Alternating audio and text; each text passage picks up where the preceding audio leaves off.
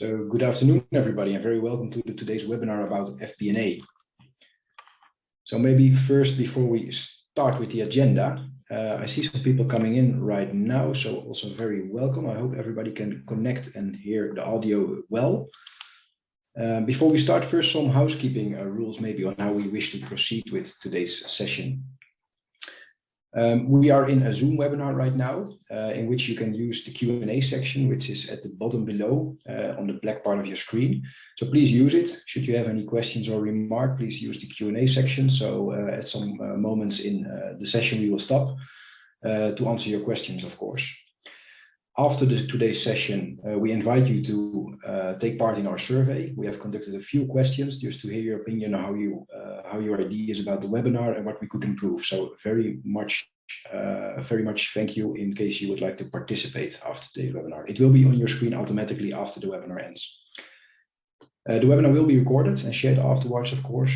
And as regarding to your participation, we invite you to join us to provide your insights later on in the session. If you'd like to prepare for that, you can already sign into the webpage. It's called WooClap. And you can simply go there by your browser on your laptop or on your mobile phone by going to the URL, or simply make a picture of the QR code and you will be directed to the right URL immediately. So thank you for that.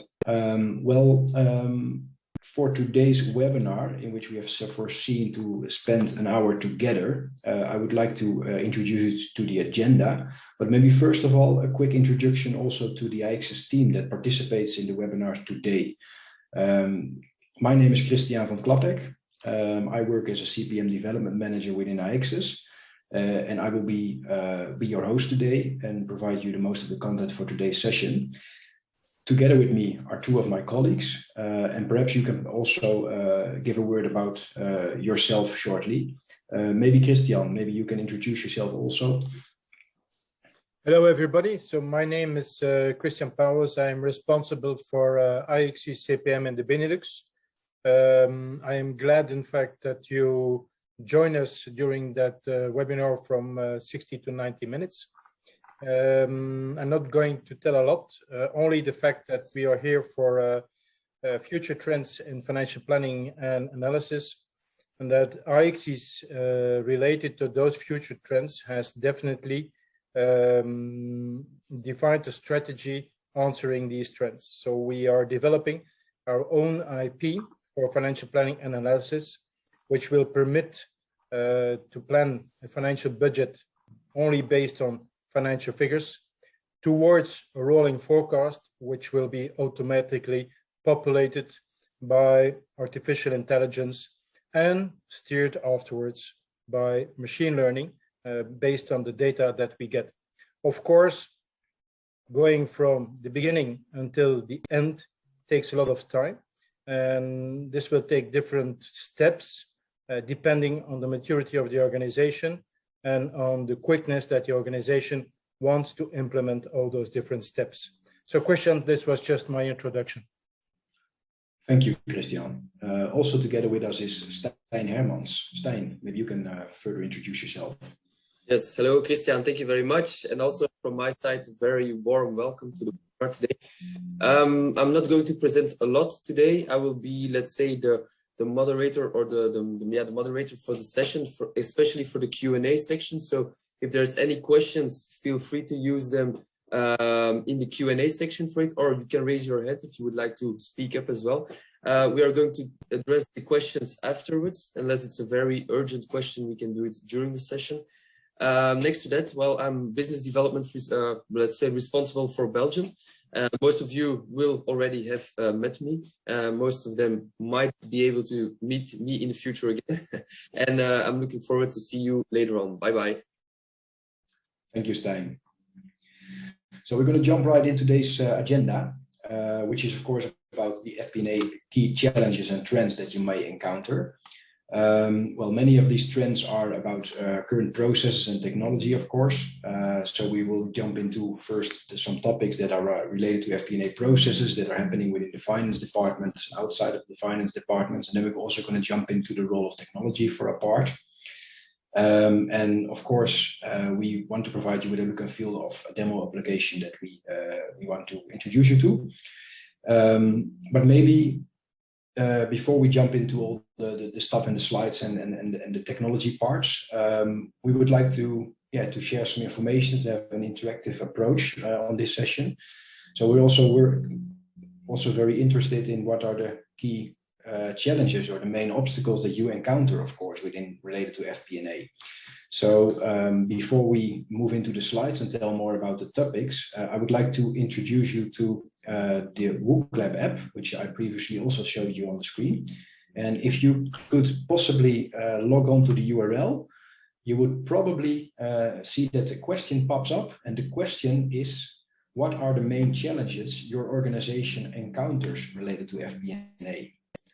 And this could be, of course, many things related to what's out there in the forms of the process that you're into, or you have a need for agility, or you have difficulties with the culture in your organization, or you might encounter technological restraints in order to be as dynamic and agile as possible. So if you log on to the page, then you see the possibility to provide an answer. So please feel free to comment.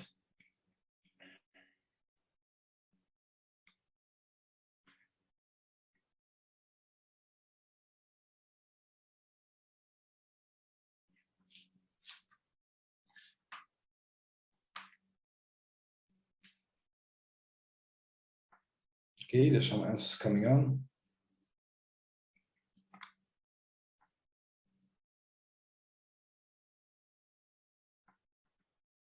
Thank you. Still some answers coming in.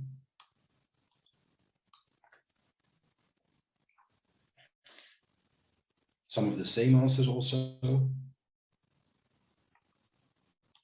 So as you can see, I will share what is live being inputted into the assessment.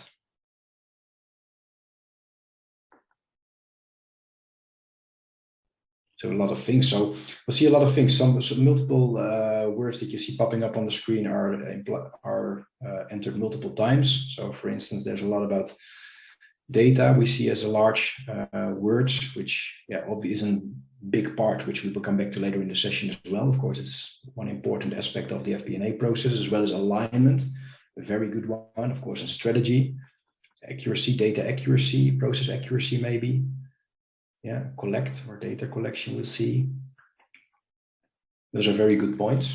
Okay, so that gives us a broad idea of what's out there in the field, of course, and what your mind is, what's saying on your mind related to FP&A key challenges. Thank you. Okay, so a lot of different insights. Thank you. So we will get to those points later on in the session, because if you take a look at today's key FP&A trends, which we encounter, which we would like to elaborate a little bit on later today, you'll see that, of course, today's world evolves rapidly. And one of the key lessons learned for a lot of organizations is actually that a more integrated approach makes an organization more agile, makes it more easy to respond to what's out there and to what's happening in the world. And this is exactly the main topic of what extended planning and analysis, or shortly XP&A, is all about. And that's, of course, one point. But if you look at FP&A from a technological point of view, artificial intelligence and machine learning are also out there. They are not new, in fact, but they are evolving much more quickly now than ever before. So we're also going to talk about that later on. And next to those topics, if you look at from an external perspective and from a wider perspective, what's happening on a global scale right now, sustainability is also a theme that we need to handle, we need to address within FP&A, and will probably be more important in the next coming years. Well, of course, some say it's largely due to the lobbies of larger firms, or some say it's really strictly necessary, and we should incorporate more of ESG or sustainability reporting. So a lot of different opinions, but the fact is it's here, and we need to address it. So we're also going to include it into agenda later on today. But first of all, maybe starts with the first topic about extended planning and analysis, or XP&A. Well, actually, the topic itself, it's not new at all. but it has become increasingly popular over the last year, mainly because of a higher need for agility that really pushes FP&A to a new level. FP&A, in short, is you could say about partnering with the business, partnering with sales, HR, operations, marketing, and IT. So it's about collaboration. It's about working together. And you could think of it as being in a cockpit of an airplane, where the airplane is the business, and you need to steer the business forward in the right direction, of course. Then within the cockpit, as you could visualize it, there are two persons that are very important to steer the plane. Those are the pilot and the co-pilot. They are responsible for steering the plane or the business, you could say, in the right direction, the right speed, with the right height, the right amount of fuel, and of course with the passengers that need to be at the destination of the plane. If you would translate it into a business perspective, the pilot is the business, and you could say from an FP&A point, from a finance point of view, that's the role of the co-pilot. And if you look into the role that finance or the co-pilot, shortly to summarize, is more about guidance. It's about guiding the business into taking the right decisions while guarding the strategy of the company, because as finance, you know what the strategy of the company is, you're pretty close to, you know how the strategic initiative should be executed. So the business needs to be guided, but also needs to be challenged. Needs to be challenged if the initiatives are economically viable. There's the need to make suggestions, to make analysis, and to actually act as a fellow entrepreneur, helping the business taking calculated risk by using the financial expertise that's available. And over the last period of time, the last years, during the COVID pandemic, of course, also, one of the lessons is that a more organization-wide, more collaborative, connected approach to planning and operation is a key criteria, making operations more agile, making a business more agile, making a business more successful. And this includes breaking down the traditional silos that are out there. This also includes not only asking budget owners for input, not only asking them for a revised version, not only challenging their input, but it's making them a central and an initial part of the responsibility for the FP&A process. So it's about a partnership more than, so it goes much further than just having a collaboration on a small scale. Well, studies show that this, of course, is already happening. And if you could look at the latest figures, you could see that largely operations and sales on the bottom part of the graph visualized are mostly collaborating with finance as of 2021. So this is a research conducted by the FP&A Trends organization this year. And you could see that in HR, marketing, and IT, they are collaborating a little bit less, of course. But Gartner also gives their view on how FP&A evolves. And Gartner's view is actually that by 2024, around 70% of FP&A activities will have evolved to become FP&A projects. And that's an important thing, which is in a few words, but Gartner does not talk about FP&A project, does not talk about FP&A involving business or involving other departments within the company.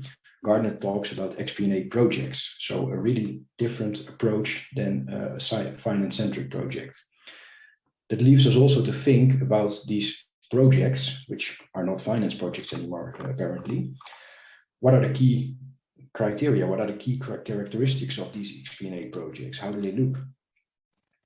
And if you could, if you look into that, into the key characteristics of the FP&A projects, you could see four main aspects, four things to take into consideration before defining a roadmap on evolve the FP&A process. And one of the key things, of course, to realize is that it's about an holistic approach, and that is also, of course, about collaboration. So it's about the pilot and the co-pilot flying together and breaking down the traditional silos that are out there. So the data does not need to remain at all these silos far away and hidden away from the process. It needs to be an integral part of it. Another important thing is that it's strategy driven, as you can see in the screen. Strategy driven means that it's including the entire strategy from as well as the high level point of view from the board of directions, as well as the operational details. And these all needs to be aligned together within the FP&A process. So we can follow up on the entire strategy, follow up what is the result, what is our budget, what was our target, and how can we explain the difference on each level. And it needs to be clear for everybody working with these figures. One thing that comes into mind then, and what's a great benefit of having this an integrated approach, is that you can work with multiple scenarios on each level within the organization, which is defined by the strategy. All these scenarios should be easily adjustable, and it should be perfectly clear for everybody what it implies for the operation, what each scenario implies and the changes that need to be done, and what is the financial impact, of course, on each scenario. If you look at from a technology point of view, the fourth point on the slide, well, of course, obviously, many of these aspects are process driven and are about the organizational part of the projects, but technology, of course, should facilitate or enable to evolve the maturity on FP&A within the organization. And it needs to support it. And it also means that keep into mind that if you look into a more integrated approach in which you should include all parts of all levels and all departments within the organization, those put another set of requirements to the table when it comes to technology. Think of only one thing related to data gathering, but also think about user interface. A user interface for sales marketing has very different requirements than it should have for a finance public. So that's an important thing to keep in mind, of course. Following up on technology, that kind of brings us to our next point, which is about artificial intelligence and machine learning. Of course, these topics you will probably have heard a lot about.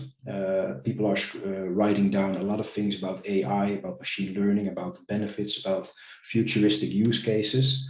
But what I also do notice on a regular basis is that it's not clear for everybody what it actually means and what it actually could bring into the daily life within finance. So if we just look to the definition, we could describe it as following. This is the definition provided by IBM, but of course there are many different definitions out there. But what they all have alike is that it's about understanding and making decisions to solve problems, to do what they call human-like things. In other words, it's a form of non-human intelligence, but it should be able to act human-alike. That's exactly the description. And of course, there are many use cases, and you'll remember self-driving cars and all kind of examples in your daily life. But one of the key applications actually of artificial intelligence is machine learning.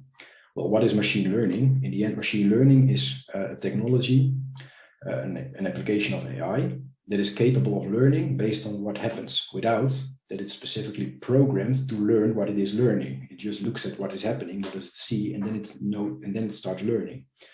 So that's kind of why most scientists do agree that machine learning is the way we need to investigate further in order to develop AI in the future.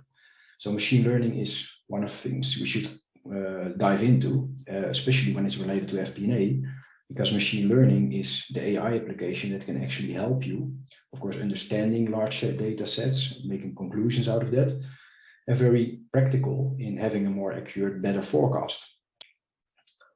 So that's quite interesting actually, because maybe for one thing to illustrate that, one of the recent studies showed that from all companies that are asked about their forecasting process, about 50% mentioned that their forecast process is either good or great, 50%. That means half of the companies that were questioned do experience their forecasting process to be insufficient.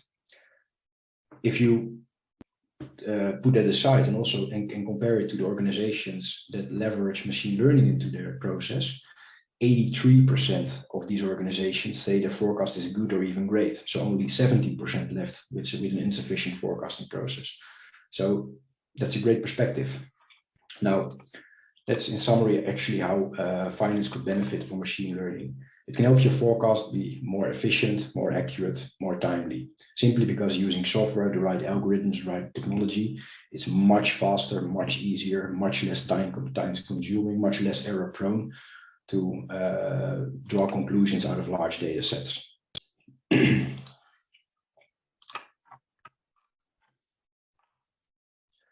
that's the one point from the technological point of view. Of course, what it means for FP&A and how we can evolve from these trends is the topic which we will come back later on in this session.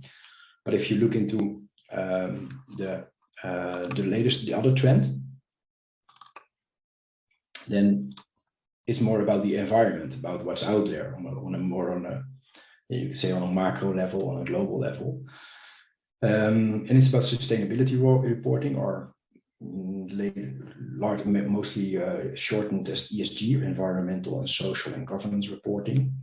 This, in fact, it's a successor of People, Planet, Profit, which was out there, of course. And it includes a lot of topics, which some of them are quite obvious, some of them are a little bit less obvious, or a little bit more farther from your daily business that might be. So think about, of course, climate change, pollutions, emissions, energy consumption, waste reduction.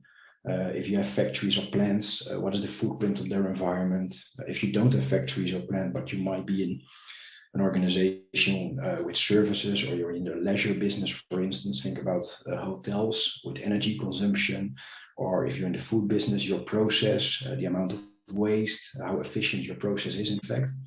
Think also about, from a social point of view, about diversity, about how many men and women are out there on the payroll, in which functions, what's the age pyramid actually, what's the safety of working, and from a governance point of view, which is actually the third pillar within ESG reporting, you could think about more business control-alike KPIs. They are more about ethics, more about things like remuneration, shareholder information, dependencies, the power balance within your organization, of course.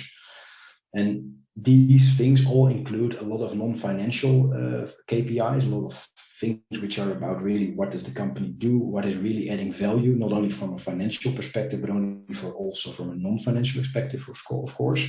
And it's about the strategy of the organization in the long term.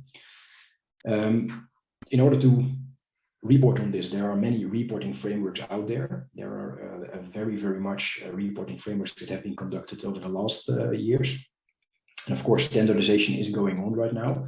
And in time, we will probably see that there will become more standards, especially industry-specific global standards, probably.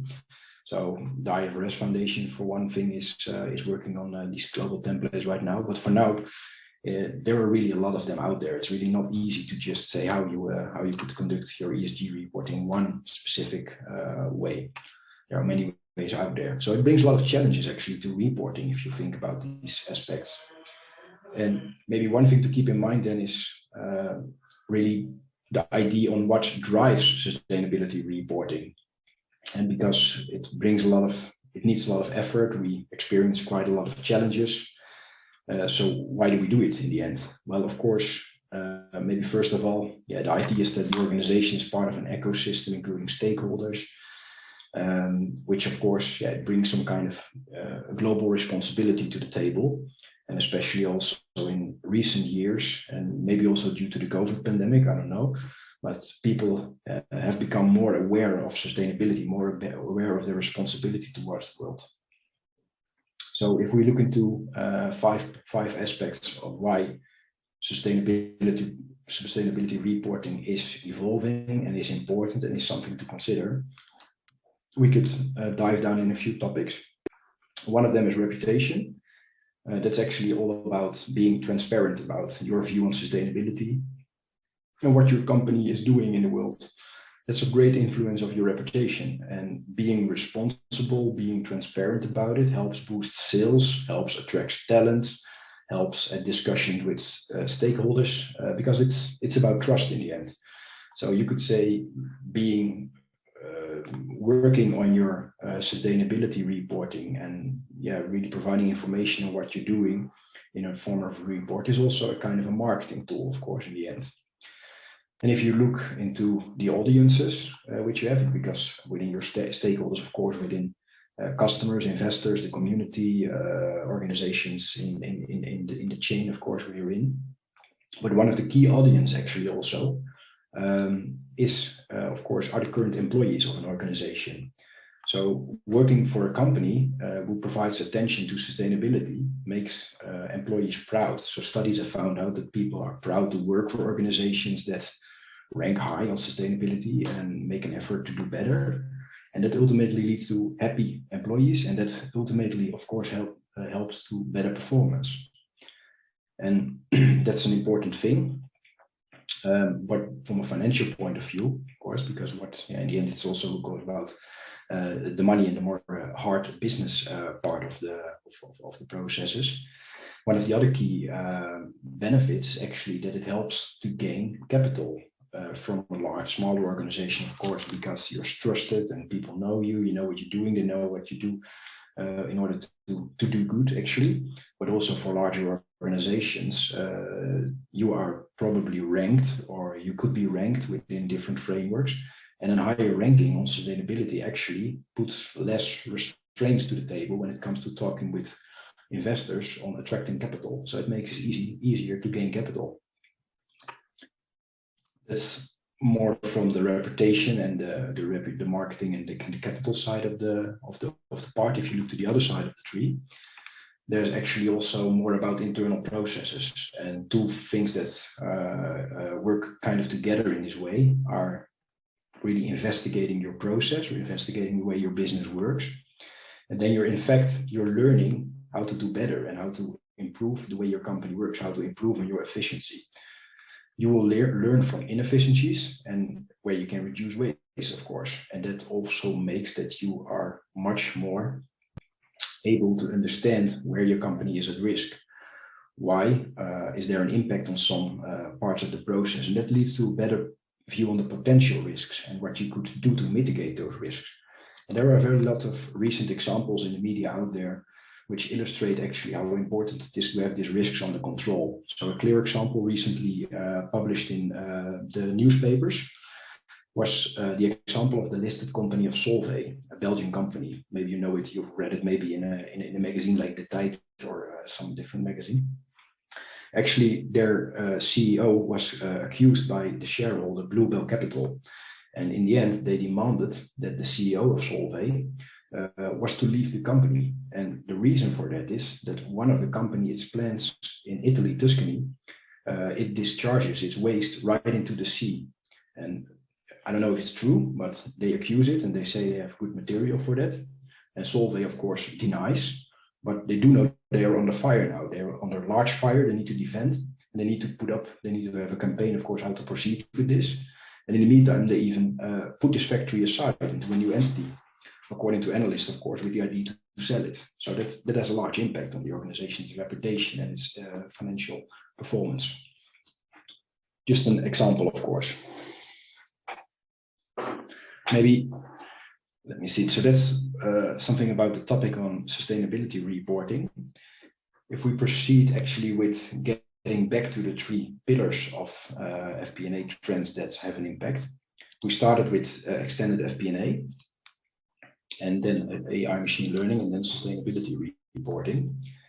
And if you look into those 3 points, and you could summarize what the effect is on FP&A, you could say that for one thing, extended FP&A, of course, requires a change in the organization, and it requires a change in technology, in the way of how you collaborate with the business, in making the business more kind of FP&A partners to finance. And it has a large impact on how data needs to be taken away by the different silos from where operational data remains today. From the technological aspect of AI and machine learning and the perspectives that it brings to FP&A, you could say that once your forecast is in place and you reach a kind of level of maturity with your forecast, you can fine-tune the process and you can leverage machine learning in order to have a better forecast, to have a more timely, more accurate, more efficient forecasting process. But that has to do with data and about technology and maturity within the process. Lots of data is not sufficient, or it's not easily enough to be gathered to the process. So a recent study conducted by IBM showed that nowadays within organization, one of the key things they struggle with machine learning initiatives is the data. And actually 80% of all data is locked away in silos right now. It's not available to finance, it's not available to use in forecasting, simply because it's not there to be gathered or the data quality is insufficient. If you look into ESG studies, studies, there are also a lot of studies about the data that needs to be used. So maybe to highlight one of them is a recent study with KPMG, and it showed that in 2020, 80% of all companies report on sustainability of the companies asked, of course, in the research. But from that 80%, 63% of all companies have issues with providing ESG reports.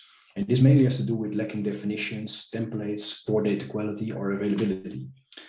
And that there are a lot of templates I mentioned earlier in this webinar. But think about it as in numbers.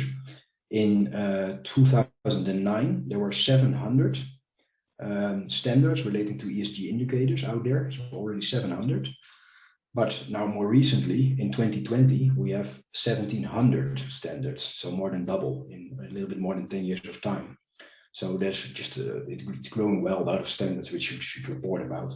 And that's, of course, a lot of those is about non-financial data, which is captured in systems which are not really designed for this kind of reporting. So it brings a lot of challenges. That's more about the data part, more about how we could work, of course.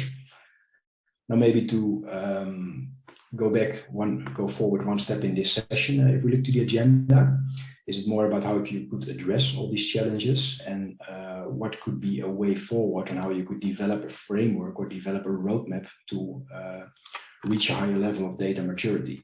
And that's where we're at right now.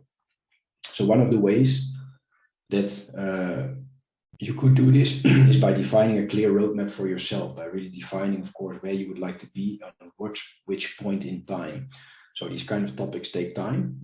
These are not these kind of projects are not to be conducted within simply a few months, but you can start very fast. You can have a result very fast in a few months, and then move forward and really look further in time to see what the next priority will be.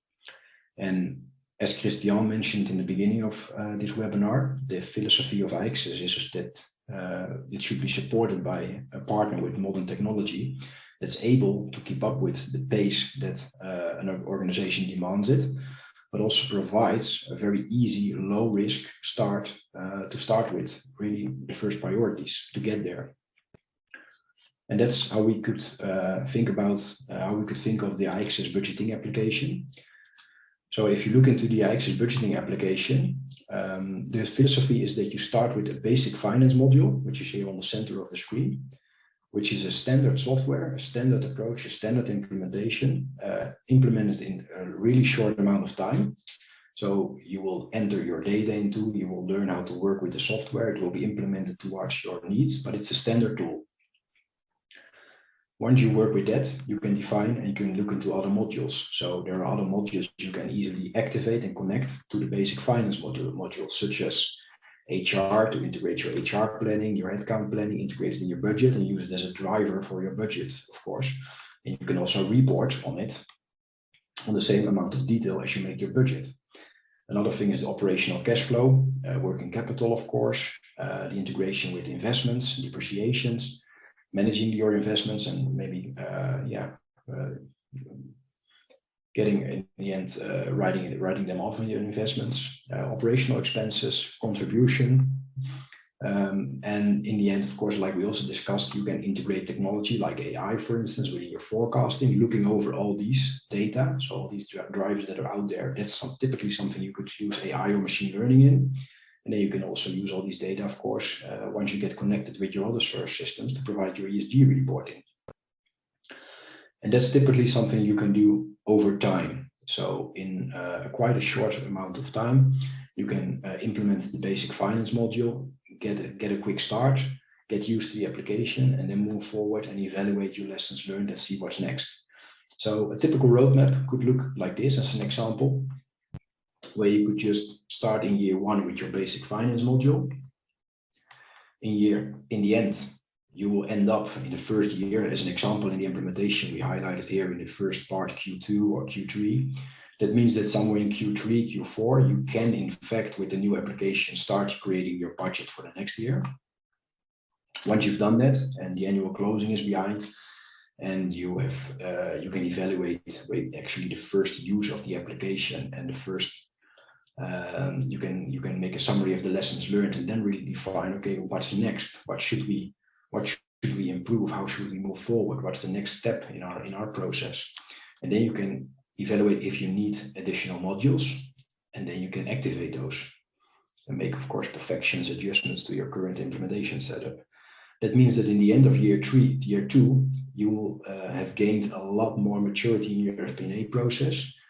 The users are kind of familiar with the application, of course, because they've already created a budget with it and created their reports with the application all the time. They know how the reporting works. They are familiar with the user interface. They know how the data is structured, and then we can define the further modules. We can define additional data sources that need to be integrated. We can, of course, train additional users, so more people within the organizations are benefiting from the budgeting application. And then you can create the budget for the next year, including all these additional modules. So for instance, you might end up with a more detailed headcount planning, which your current HR system doesn't facilitate in ISBud, or you could include your operational cash flow, or you could include your working capital position, including all the reporting, which is all integrated in one application in a few years of time. Then after you created the budget for year 3 and year 3 starts, then in that year, of course, you will gain a even more better understanding of the application and learn more about how we can work with the application and what should be the next steps for your organization, and activate the next modules, and so on. Create the budget for year 4, including all those improvements. That's kind of a phased approach that we promote, but we also have a lot of experience with, of course, within the market over the last years. And if you take into account the current FP&A trends that are out there, which we highlighted previously, you could grow within your organization by using an approach like this with a modern technology into collaborating with all the other departments, leveraging from a driver-based forecasting process, for instance, where all the other departments are involved. So then you're working on an FP&A project, you're collaborating with the business, you're actually working on that. You have a strategic approach in your FP&A process, really follows that approach on each detailed level. If you integrate all those other data sets needed, and if you integrate the templates that are out there and are needed for your industry-specific reporting on ESG, then of course this is a main enabler of having an efficient ESG reporting tool. And once your forecasting process is getting more matured and the process is established, it can become, we know which drivers are involved, we know the amount of detail we need, we build up the history within the application, of course, and those are the points that we could experience how we can really conduct a business case using machine learning within your forecasting process and see what the benefits should be for your specific process. And along with the maturity of the process and the adoption of the technology within the organization, the business case for the machine learning forecasting grows. And you could then state that after year 2 or year 3, you could implement the machine learning driven forecast within your FP&A processes. So that's from an implementation point of view. Maybe let's see, before we skip to the next session, should there be any questions we need to address right now? I don't think so. So please, if you have some questions or some remarks, use the chat or the Q&A. So Stijn will be able to monitor and comment on that, and we can get back to them later. But before now, maybe also before we proceed with the next topic on how to implement it, I would like to just give you a short introduction, just a look and feel idea about how this Aexis module looks like, how we can work with it, and what really, to give you a first idea on the user interface, actually just a short impression. So I'd like to continue with that and switch my screen to the demo environment. If you want 1 second.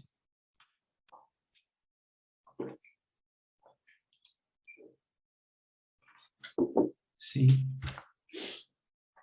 So here on my screen, you will see the Aexis budgeting application, ISBud, and we have 2 main ways we can work within the system.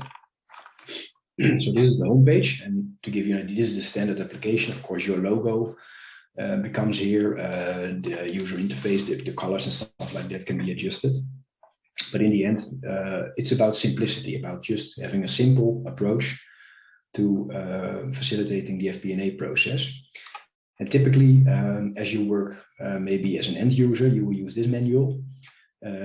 From the finance department or another department, there's usually one or two people who are more into the details about managing the process, about the functionality that is used by the key users or by the end users. And they will use the administrator section. This example is just for demonstration purposes. It's in Dutch, by the way, but it, of course, it can be translated in any language you'd like. But in Dutch, we could say that if as an end user, we could work on the planning from this menu. So if I click open that menu, I have two different choices. I'm either working on my planning or I'm working on my reporting. And depending on where I'm at, of course, I can just directly go to the right menu. For this demonstration, I would like to give you a first impression about how you could work with some planning ideas. And if you are in the planning process, this should be the way you work. This should be the screen that you work on. You're either working on the annual budgeting cycle or the long-term plan, the strategic plan, or maybe the monthly forecast. And depending on, of course, which user you are or in which role you are at, you can just directly go to the right menu. So it will be as easy as possible to work on that. If I open maybe the budget for an ID, then you will see the modules that are included in this environment. And I would like to just give you the idea on how the finance basic module works for the budgeting process.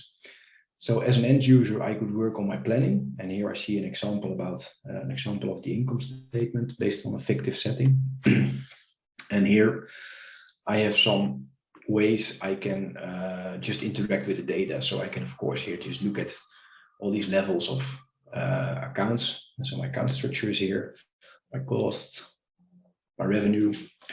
I can open it, I can change it, of course, the way it looks. It's just a simple idea of giving a first glimpse of the report. Then there are some filters here to change the currency, maybe to look into the total company or only one entity of the company group.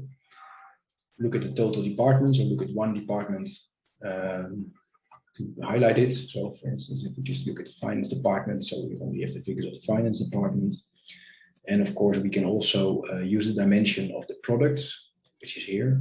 So we can look at all products or at a product group or the SKUs or different subgroup that's involved. That, of course, depends on your structure. That's included in the implementation to use your accounts, your structure, your entities if they're out in your departments or your cost centers. So that's so you can work with the way you're familiar with. Now, if we would like to start making some changes to the budget, we could simply work, for instance, from this screen, details. We could also work from details per department, details per product. We could add new products, master data for the budgeting if you'd like, or analyze further details. And in this screen, which I'm not now, these are the detailed amounts per month of all the accounts, and of course the total year. This is also something that you can adjust if you're familiar with working with quarterly figures or monthly figures. That's of course all up to you. In this figure we have the total year and we have the months. And in this figure I can just start with updating my numbers. Of course, if I would like, I could just say that I know that the figures change, and for instance I can change this one into -1, for instance.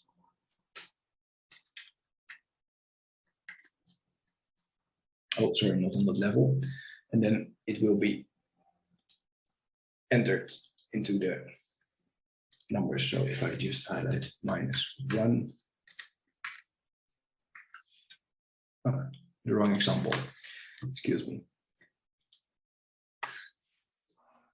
Except if it's protected, because underlying the number will be calculated, of course, then you cannot adjust the number. What usually is best practice, however, in this kind of budgeting is that you work within a part of a working version or something that you are very much freely into playing around with the data or work on the version of the budget that you are asked to enter. So we could do this in this screen, or we could, like I mentioned, in other screens. So maybe this example gives an idea on how you could see it as per department. So we made a set in which you could see the total departments per account. So for instance, if we look into the external services that are hired, we could here external services, or in Dutch externe diensten. And we could see easily the amount of costs, so negatives here, of course, per department. Now, if I would like to just play around with the data, just to create a new version of the budget, I could do, for instance, work on my own scenario, my own version, and it's called a sandbox environment. So I can just freely play around with my personal data now. So I create a sandbox. Let's call it scenario A, for instance.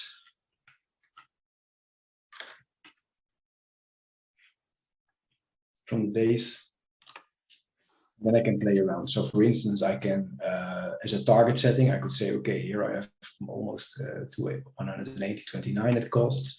If I would just want to adjust that costs, I can right click and I can say, okay, spread some data and do a percentage change, for instance, and add 10%.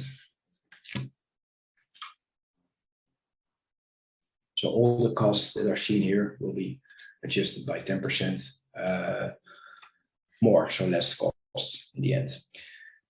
You can see all the blue cells that are impacted. And of course, I can also make adjustments, like for instance, the AT department, we just know that we have a large project coming up and we will need to hire additional resources. So I add that those will be minus 200, for instance, which will be included. And once I've done that, I could immediately see the results. So this is only from this account on each department. But if I get back to my overview, which we shown previously in the detailed accounts, and I click that, I see my baseline right now. But if I would just like to have a quick glimpse of what it would be if we proceed with the changes we made, I click on scenario I, and I see actually everything that's impacted. Of course, every account, because I added some account lines. So all the aggregations are done. And you see the impact on the total amount of costs. The same goes for my revenue. So for instance, here I have my revenue lines with some categories of the accounts that are included in this example.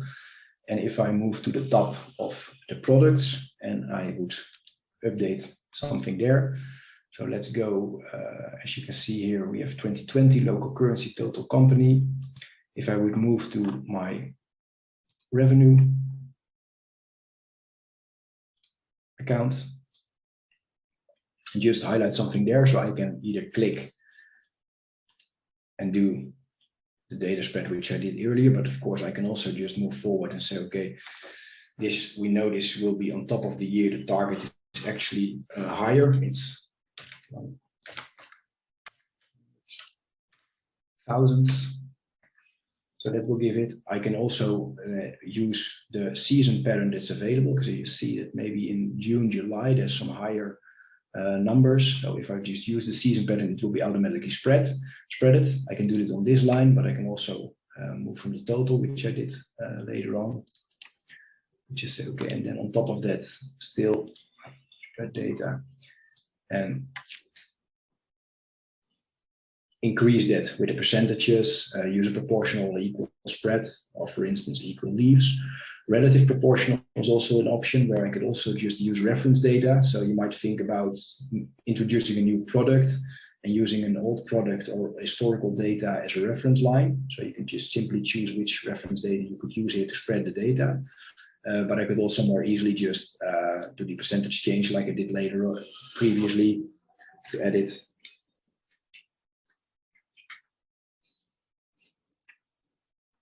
Or I could just also, from a higher perspective, just say, okay, let's move on with 12 million.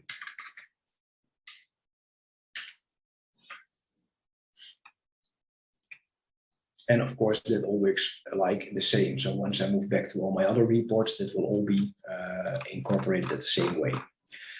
To show you a little glimpse of how it works, because this is how the end user can interact and where you can build workflow upon and give access to different people within the organization, different departments, different budget owners to introduce the data that they need to do. But the process works from the administration point of the application, in which the process is managed, the parameters, the settings, and the way it works is managed. So if I go back to my home page, and I hit back to the page where I can choose the admin section, and we give you a little bit about how the application works on the back. So of course we can manage the modules that we activated, we can update our structures and load our actuals from our source systems, which of course are important things, but what more interesting is from a functional point of view is the way we initialize the budget, for instance. So if we work with an annual budgeting cycle and we initialize our budgeting for our finance module, which we worked on previously, then you can see some parameters right here. So do we use, which actual data do we use to initialize the process? Which scenario do we use actually? So maybe we want to end up with 2019 until a certain amount of time, because that's more accurate. It's a greater starting point. And if we like to proceed with initializing the budget, we can choose actually for each group of accounts, which rules we would like to follow. So then we come to initialization rules, in which we can include, for instance, here, these are the costs. You could say you work with an index percentages, or you could work with an average of latest 3 years actuals, for instance, or a pricing index, wage index on a high index, or what's needed in your organization. That's of course something we can implement to use it. And once we choose that, for every set of accounts that's below this group, that will be used to initialize the budget based on the source data. Then we end up with including the index and initializing the budget. So we create a financial version, and then we can adjust it, and we can finalize it, and then of course we can review it. We can compare the different scenarios together, so we can work towards our final budget and create reports. Now that's the way, in a very short demonstration, how this could work. Now if I go back and I would highlight, I go back to how we could work with it. I go back to my home page, and as an end user, of course, then I can report on my actuals, and I can report on my forecast. I can report on my budget, strategic plan. Now you can create your own reports, and there's an easy user interface to create your own reports and dashboards. But the application also comes with some standards, which you can just very easily overview the performance of your organization. So once again, if we hit the finance part, and we just look into the actuals, you will have here just a quick overview of having the different versions over some years of all the account levels. You have the details per account right here. And then you can include some dashboards or choose to have a kind of set of accounts to view. You can look at the currencies, the year, of course, and also once again here, if you look at company A or maybe a total company, and just that's also the way where you can include your graphs and include all the other visualizations that are out there. Let me see, before we proceed, I see some questions maybe popping up.